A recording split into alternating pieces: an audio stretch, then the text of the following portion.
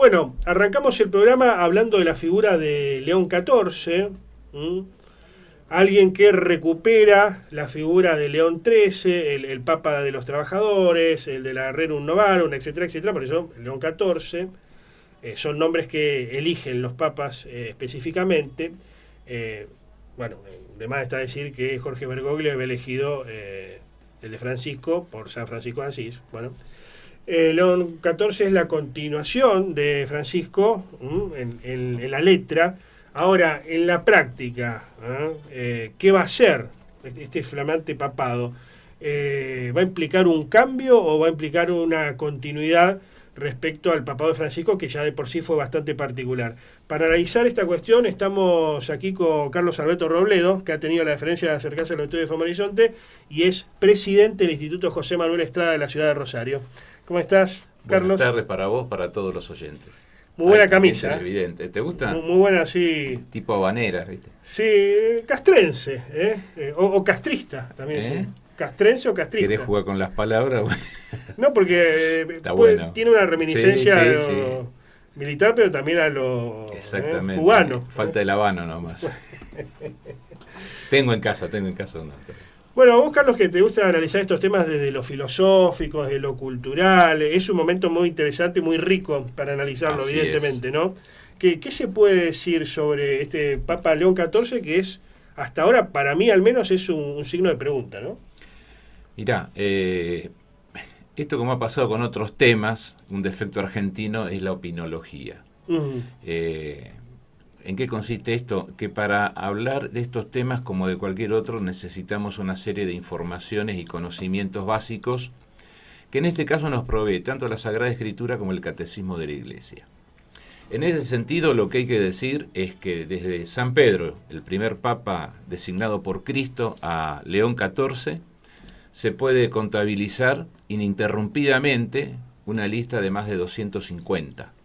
Uh-huh. Con nombre, apellido, lugar de nacimiento, duración de su pontificado, de tal manera que eso me parece a mí nos da una perspectiva religiosa, geopolítica, cultural, histórica, invalorable a la hora de querer empezar a barruntar o vislumbrar el actual pontificado que recién empieza y yo creo que no tiene una semana todavía de León XIV. ¿Por qué digo esto? Porque, en primer lugar, León XIV es el sucesor de San Pedro. Uh-huh. Es decir, los que se instalan allí por designación de los cardenales son sucesores del apóstol Pedro. Y esto lo salva, si bien cronológicamente viene después de Francisco, teológicamente, para la Iglesia, ¿no? Viene a ocupar el lugar de Pedro. Porque Pedro, el apóstol Pedro, y en el año 40, Margareta Guarducci, por una decisión del Papa de entonces, Pío XII, llevó a cabo los hallazgos arqueológicos de la tumba de San Pedro. Con lo cual hay un fundamento histórico de que ahí donde nosotros vemos el Vaticano, cuando salió el Papa al balcón, debajo, ¿sí?, está la tumba del apóstol Pedro. Y eso dicho por la arqueología, no es un dogma de fe, es una razón histórica, científica.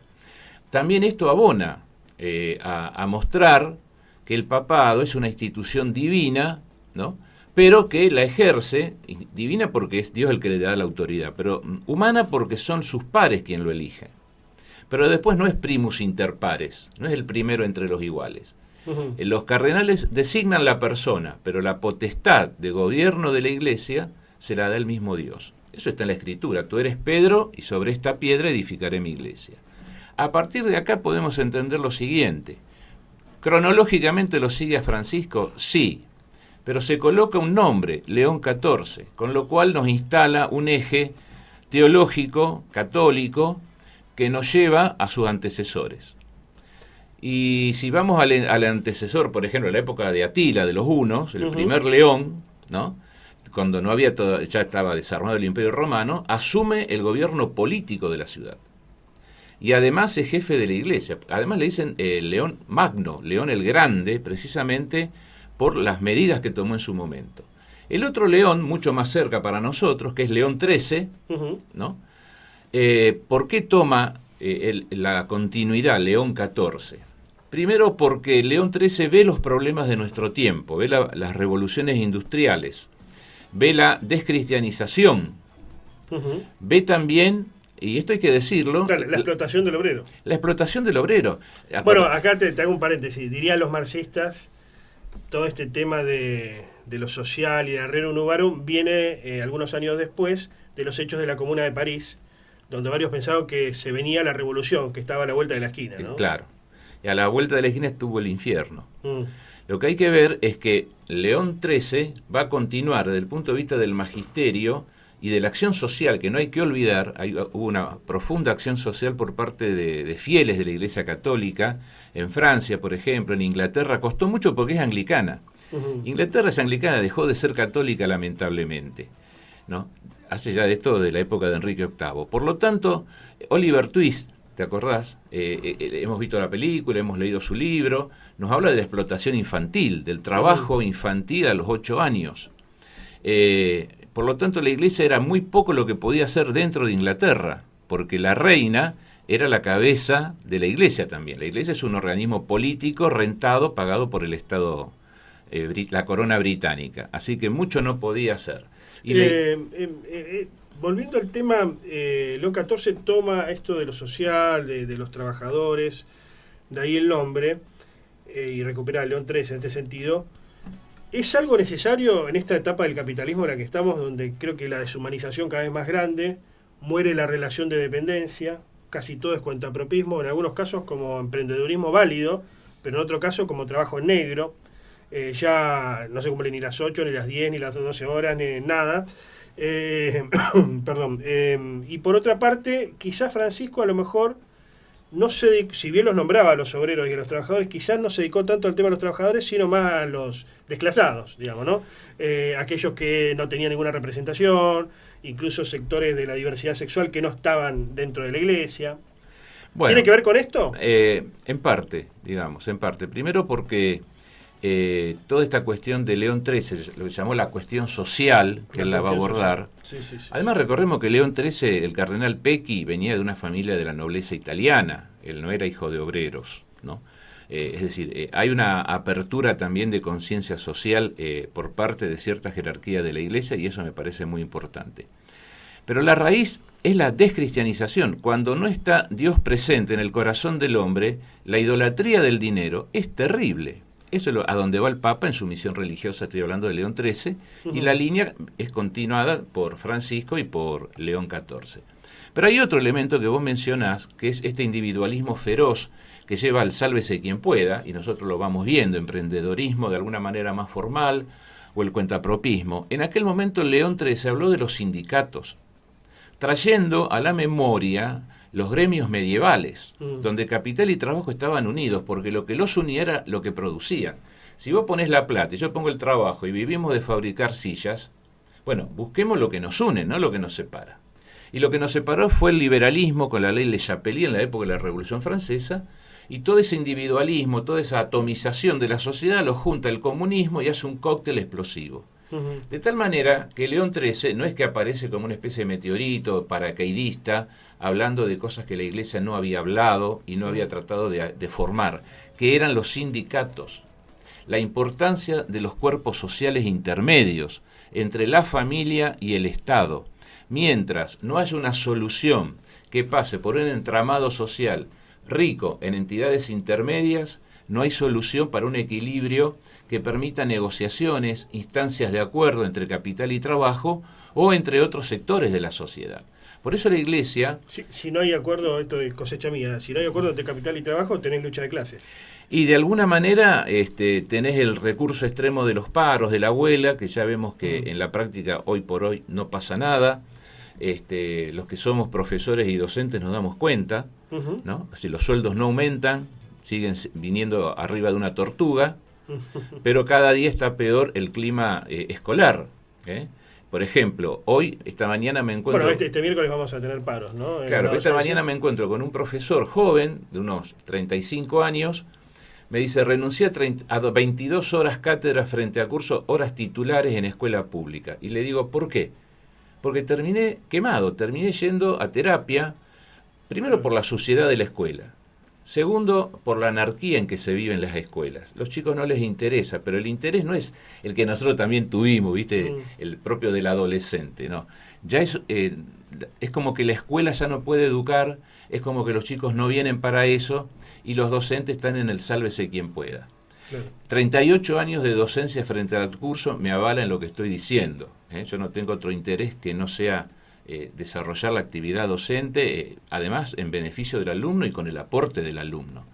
Pero eso digo, la huelga no sirve para nada. Los sindicatos han perdido credibilidad.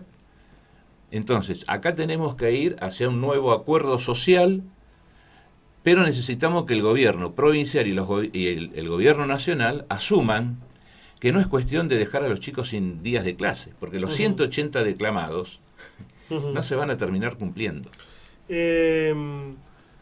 Algunos dicen que, bueno, Francisco abrió sobremanera la iglesia, o sea, fue aperturista, él entendía que la iglesia católica debía ser inclusiva, no sectaria, pero bueno, la abrió en exceso. ¿Coincidís con esto, digamos?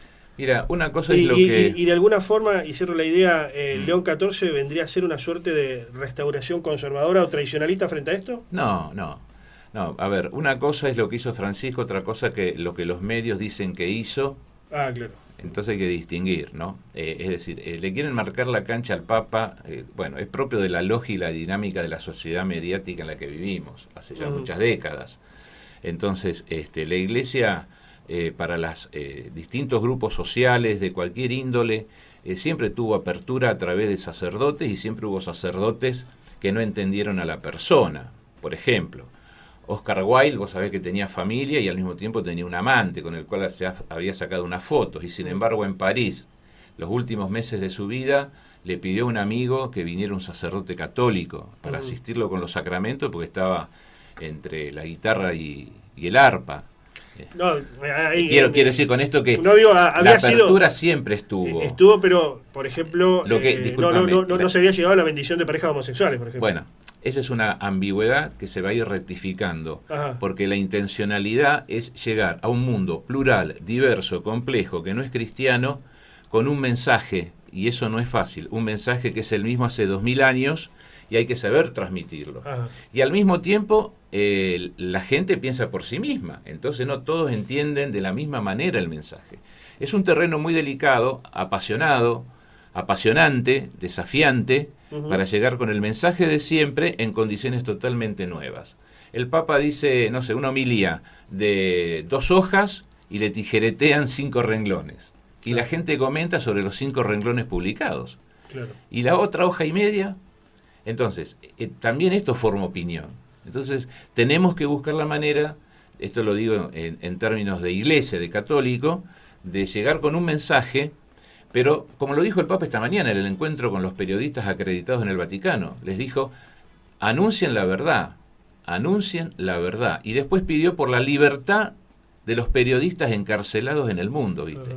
Lo cual yo creo que desde el Vaticano, que se diga eso, está llegando a horizontes muy, sin hacer publicidad a nuestra FM, está llegando a horizontes muy distintos, ¿no? Desde Nicaragua a Rusia, a Estados Unidos, porque donde no se le respeta al periodista la libertad de investigación para llegar a la verdad, se está atentando contra la misma gente. Y el Papa eso lo dijo esta mañana. Y el Papa va a ir a Turquía. ¿Cómo puede ser la relación, imaginás, con la Argentina, a sabiendas que es un Papa norteamericano? Está bien, pasó por Perú, pero es norteamericano, la relación entre Estados Unidos y Argentina siempre estuvo tensa, salvo ahora con Milei, que directamente se ha declarado pro-yanqui, pero siempre hubo una tensión, más aún luego de la ayuda de Estados Unidos a Inglaterra, Malvinas, etcétera, etcétera. ¿Cómo pensás que puede ser la relación? Porque, o sea, es norteamericano, pero es latinoamericanizado de alguna forma, y bueno, creo que sigue el legado de Francisco en este sentido, ¿no? De incorporar a Latinoamérica al concierto de lo mundial. Sí, la respuesta está, desde ya te puedo decir, no por mí, sino por lo que dicen los vaticanistas más serios, autorizados, en su personalidad. Es un hombre de mucha escucha, es un hombre que además de escuchar, busca comprender, busca dialogar y encontrar caminos de solución. pensemos que es políglota, habla 6 idiomas. Mira, en la misa inaugural de su pontificado no leyó, en un momento dado empezó a hablar en inglés con una fonética que vos decís, se bajó del avión estando en Nueva York, ¿no? De tal manera que tenemos delante un papa que tiene un conocimiento muy global del mundo, en intereses, en poderes fácticos, políticos, militares, financieros, y al mismo tiempo es una persona muy cálida, que, reitero, escucha mucho, busca comprender al que tiene delante y no es vehemente, para nada. No es vehemente y tampoco va a improvisar como Francisco los discursos. Va a pensar muy bien lo que va a decir y no va a alargar fácilmente el papel, pero no por inseguridad, sino porque sabe que en esa letra que él escribió, ¿no?, está la palabra que él quiere decir. ¿Puede venir finalmente a la Argentina? Sí, yo creo que sí. Y acá, bueno, un poco los argentinos somos, además medio los porteños sobre todo, ¿no? Entonces nos creímos en un momento que éramos el ombligo del mundo porque el Papa era argentino y el mundo es mucho más grande que nosotros. Habría que ver en su agenda dónde está ubicado nuestro país. Y te decía lo de Turquía. Dice, bueno, pero eso le está marcando la senda porque eso lo iba a hacer Francisco. A ver, llámese Francisco, León, Pío, Juan Pablo, el que sea, hay una continuidad de proyecto. Y si el Papa sigue, lo hubiera hecho Francisco. Claro. Si el Papa muere, lo va a hacer el que le sigue. ¿Por qué? Porque vos fíjate, en Turquía, en el siglo IV, se llevaron a cabo 2 concilios para definir cuestiones dogmáticas importantísimas, de que Jesucristo es Dios, que Jesucristo es el Verbo encarnado, o sea, el centro del cristianismo. Pero ¿dónde estuvo eso? En Turquía. Hoy Turquía es un país islámico, es un país donde las minorías, en este sentido religiosas, no tienen demasiada carta de ciudadanía. Y el Papa va a ir ahí, pero por razón histórica, pero en un momento geopolítico muy importante, porque vos sabés muy bien, Antonio, dónde está parada Turquía en el escenario de los BRICS, en relación a Estados Unidos, ¿no? Bien. Carlos Alberto Robledo, muchas gracias. No, gracias a vos.